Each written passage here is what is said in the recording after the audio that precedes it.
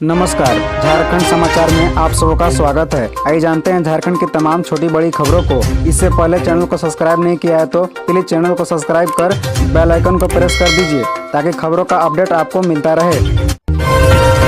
सरकार ने बताया पीएम किसान योजना की 14वीं किस्त कब मिलेगी, डायरेक्ट खाते में आएंगे पैसे, ऐसे चेक करें स्टेटस। दरअसल आपको बता दें कि प्रधानमंत्री किसान सम्मान निधि योजना के तहत पंजीकृत लाभुकों को 14वीं किस्त का इंतजार है। लेटेस्ट अपडेट के मुताबिक झारखंड सरकार का कृषि मंत्रालय इसी महीने यानी जुलाई 2023 में पीएम किसान योजना की 14वीं किस्त की राशि जारी कर रहा है। विभाग ने इससे संबंधित अधिसूचना जारी कर बताया कि सीधे बैंक खाते में राशि प्राप्त करने की सभी औपचारिकताएं पूरी की जा रही है। विभाग द्वारा योजना के लाभार्थी के बैंक खाते में 2000 रुपए की राशि ट्रांसफर की जाएगी। बता दें कि झारखंड में 31,01,604 किसान पीएम किसान योजना के तहत पंजीकृत हैं। इन सभी के खाते में योजना की 14वीं किस्त भेजी जाएगी। बता दें कि भारत सरकार 3 अलग अलग किस्तों में 6,000 रुपए सालाना देती है, जिसके लिए 14वीं किस्त चल रही है। बोर्ड ने पीएम किसान सम्मान निधि योजना की 14वीं किस्त पाने के लिए ई-केवाईसी अनिवार्य कर दिया है। 13वीं किस्त लाभुकों के बैंक खाते में जमा कर दी गई है, लेकिन विभाग ने सभी किसानों को अपना ई-केवाईसी कराने के लिए कहा है ताकि यह पुष्टि हो सके कि वे योजना के लिए पात्र हैं।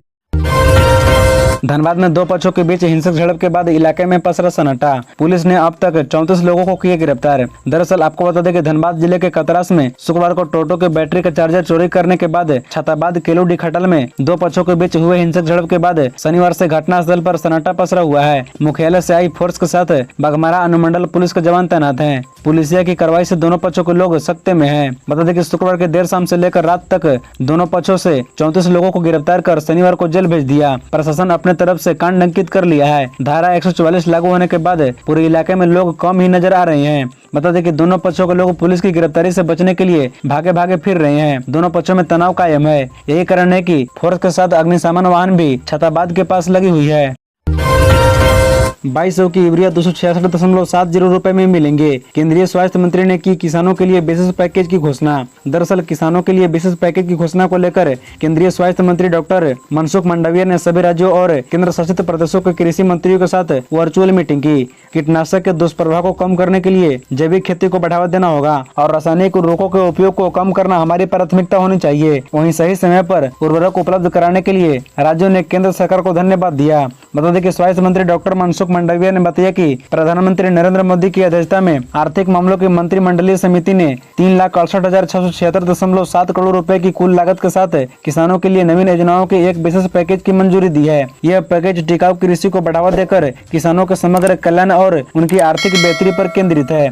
उन्होंने कहा कि यह पहल किसानों की आय को बढ़ाएगी, प्राकृतिक और जैविक खेती को मजबूती देगी, मिट्टी की उत्पादकता को पुनर्जीवित करेगी और साथ ही खाद्य सुरक्षा भी सुनिश्चित करेगी। बाबा अमरेश्वर धाम में लगने वाले श्रावणी मेले में श्रद्धालुओं के लिए रहेगी अच्छी व्यवस्था, खूंटी डीसी। दरअसल खूंटी जिले के अंगराबाड़ी में बाबा अमरेश्वर धाम में लगने वाले श्रावणी मेले को लेकर शनिवार को अमरेश्वर धाम परिसर में ही जिला प्रशासन और अमरेश्वर धाम प्रबंध समिति की बैठक की गई। इस अवसर पर श्रावणी मेले की तैयारी को लेकर चर्चा किया गया। खूंटी डीसी शशि रंजन ने कहा कि अमरेश्वर धाम में लोगों की लगातार आस्था बढ़ रही है। हर साल सावन में श्रद्धालुओं की भीड़ बढ़ती जा रही है। इसे देखते हुए पिछले साल की तरह अच्छी व्यवस्था की जाएगी। बता दें कि बैठक में डीसी ने एक एक कर अधिकारियों को जिम्मेदारियां सौंपी। उन्होंने सिविल सर्जन डॉक्टर अजित खलको को प्रतिदिन चिकित्सक और सोमवार को 2 चिकित्सक रखने, पर्याप्त मात्रा में दवा और मरीजों को भर्ती करने के लिए एक रूम की व्यवस्था करने और एम्बुलेंस रखने का निर्देश दिया। पेयजल एवं स्वच्छता प्रमंडल को पेयजल की व्यवस्था रखने, नगर पंचायत को साफ सफाई, शौचालय की व्यवस्था करने और नियमित फॉगिंग करने को कहा गया है। बता दें कि अमरेश्वर धाम परिसर में वेंडर जोन को चिन्हित कर वहीं दुकान लगाने और सभी दुकानदारों की सूची जिला प्रशासन को उपलब्ध कराने के लिए कहा गया। बुजुर्ग को उठक बैठक कराना वन कर्मियों को पड़ा महंगा, सीएम हेमंत सोरेन ने दिया कार्रवाई का निर्देश। दरअसल चतरा जिले के प्रतापपुर वन क्षेत्र के नदी जंगल से जलावन के सूखी लकड़ी व घेरान लेकर जा रहे बुजुर्ग को उठक बैठक कराना वन कर्मियों को महंगा पड़ा। मुख्यमंत्री हेमंत सोरेन ने इस मामले को गंभीरता से लेते हुए ट्वीट के माध्यम से उपायुक्त को मामले की जाँच कर सख्त कार्रवाई करते हुए सूचित करने की बात कही है। वहीं पूर्व मुख्यमंत्री रघुवर दास ने भी इस मामले पर ट्वीट कर कहा कि माफिया पूरा जंगल साफ कर रहे हैं, तब सरकार कहाँ सोई रहती है। अपने उपयोग के लिए सूखी टहनियों ले जा रहे गरीब आदिवासियों पर इस तरह का जुल्म करना कहां तक वाजिब है। साथ ही उन्होंने कहा कि यह शर्मनाक है। बता दें कि मालूम हो कि 28 जून को प्रतापपुर प्रखंड के नदई जंगल से जलावन के सूखी लकड़ी व घेरान ले जा रहे बुजुर्ग को वन कर्मियों ने उन्हें पकड़ा, जिसके बाद उन्हें उठक बैठक कराई। साथ ही भविष्य में जंगल से लकड़ी नहीं काटने की चेतावनी दी गई। इस कार्य में वन रक्षी विवेक कुमार व कृष्ण कुमार दास शामिल थे। इसके बाद से सरेआम बुजुर्ग को उठक बैठक कराने पर सोशल मीडिया में वीडियो व फोटो वायरल हो गया। लोग इसे वन विभाग का अमानवीय कृत्य बताया। वन कर्मियों ने नियमों को ताक पर रखकर बुजुर्ग को सजा देते हुए उठक बैठक करवाया था। जगन्नाथ महतो की पत्नी बेबी देवी बनेगी मंत्री, 3 जुलाई को लेगी शपथ। दरअसल राज्य के पूर्व शिक्षा मंत्री दिवंगत जगन्नाथ महतो की पत्नी बेबी देवी झारखंड सरकार में मंत्री बनेगी। सूत्र के माने तो जगन्नाथ महतो की पत्नी बेबी देवी को मंत्री पद मिलना तय हो गया है। हालांकि अभी तक यह स्पष्ट नहीं हो पाया है कि उन्हें कौन सा विभाग सौंपा जाएगा, लेकिन मिली जानकारी के अनुसार दिवंगत जगन्नाथ महतो की पत्नी बेबी देवी 3 जुलाई को मंत्री पद की शपथ लेगी।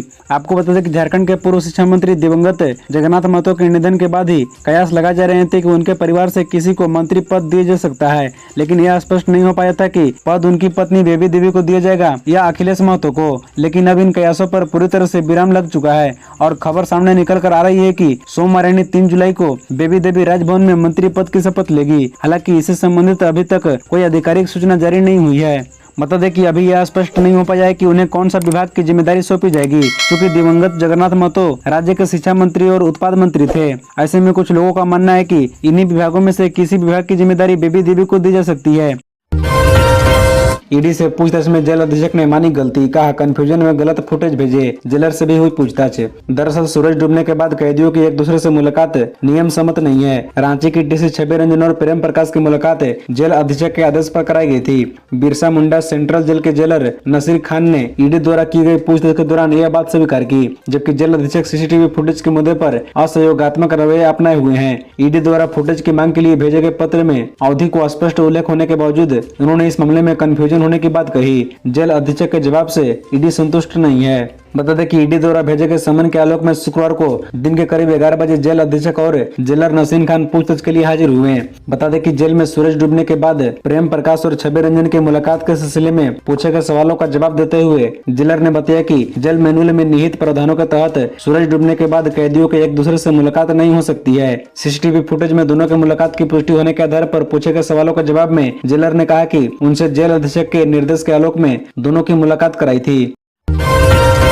मनी लॉन्ड्रिंग मामले में सीए नीरज मित्तल समेत अन्य आरोपियों की बढ़ी 3 दिनों की रिमांड और पूछताछ करेगी ईडी। दरअसल मनी लॉन्ड्रिंग मामले में गिरफ्तार सीए नीरज मित्तल, राम प्रकाश भाटिया व ताराचंद से ईडी अब और 3 दिनों तक पूछताछ करेगी। ईडी की विशेष अदालत ने इसकी अनुमति दे दी है। आपको बता दें कि झारखंड के ग्रामीण विकास विभाग के suspend chief engineer Virendra Ram की काली कमाई का सफेद करने में मदद पहुंचाने का आरोप है। इसी मामले में ईडी ने पिछले दिनों तीनों आरोपियों को गिरफ्तार किया था और ईडी उनसे पूछताछ कर रही है। बता दें कि पीएमएलए कोर्ट ने ग्रामीण विकास विभाग के suspend chief engineer Virendra Ram के 3 मददगार नीरज मित्तल, राम प्रकाश भाटिया और ताराचंद को 5 दिनों की रिमांड ईडी को दी थी। तीनों आरोपियों पर वीरेंद्र राम की काली कमाई को सफेद करने में मदद करने का आरोप है। ईडी द्वारा तीनों आरोपियों को गिरफ्तार कर कोर्ट में पेश कर 6 दिनों की रिमांड मांगी गई थी। इस पर सुनवाई करने के बाद कोर्ट ने 5 दिनों की रिमांड दी थी। केंद्रीय मंत्री भूपेंद्र यादव ने योगदा सत्संग कॉलेज के नए शैक्षणिक भवन का किया उद्घाटन, पर्यावरण पर कही ये बात। दरअसल योगदा सत्संग महाविद्यालय के नए शैक्षणिक भवन का उद्घाटन केंद्रीय मंत्री भूपेंद्र यादव ने शनिवार को किया। उद्घाटन के बाद केंद्रीय मंत्री भूपेंद्र यादव ने नए भवन का निरीक्षण किया। इस क्रम में कैंपस के बीचों बीच केंद्रीय मंत्री ने पौधारोपण कर हरियाली बढ़ाने की ओर इशारा किया। बता दें कि केंद्रीय मंत्री भूपेंद्र यादव ने कार्यक्रम के विधिवत उद्घाटन के बाद कहा कि भवन का औपचारिक उद्घाटन समारोह में उपस्थित होना हमारे लिए सौभाग्य की बात है। जिस विद्यालय की कल्पना स्वामी परमहंस ने की थी, संयोग से भारत सरकार ने इसी के बीज बोए हैं। वो आगे कहते हैं कि पर्यावरण मंत्री होने के कारण मुझे दुनिया की सबसे 2 बड़ी चिंता सताती है। पहला तो पर्यावरण और दूसरा आदमी के मन। पर्यावरण में सुधार तो हर किसी के हाथ में है, लेकिन आदमी के मन में सुधार बेहतर संस्था ही कर सकती है। अब झारखंड के इस जिले में बनेगा फ्लाईओवर, केंद्र सरकार ने दी स्वीकृति। दरअसल गढ़वा के अचला गांव में बाईपास के रास्ते में पड़ रहे कब्रिस्तान के क्षेत्र में फ्लाईओवर निर्माण की केंद्र सरकार ने स्वीकृति प्रदान कर दी है। अब वहां फ्लाईओवर का निर्माण किया जाएगा। बता दें कि भारतीय राष्ट्रीय राजमार्ग प्राधिकरण ने फ्लाईओवर निर्माण की स्वीकृति प्रदान करते हुए इससे संबंधित पत्र NHAI क्षेत्रीय पदाधिकारी झारखंड को प्रेषित कर दिया है। बता दें कि 3 स्पेन वाले इस फ्लाईओवर का निर्माण 6.82 करोड़ रुपए की लागत से किया जाएगा। इसकी जानकारी देते हुए गढ़वा विधायक सह झारखंड सरकार के पेयजल व स्वच्छता मंत्री मिथिलेश ठाकुर ने बताया कि उनके लगातार प्रयास से केंद्र सरकार ने इसकी स्वीकृति प्रदान कर दी है। इसके लिए राष्ट्रीय राजमार्ग एवं परिवहन मंत्री नितिन गडकरी के प्रति वे आभार व्यक्त करते हैं।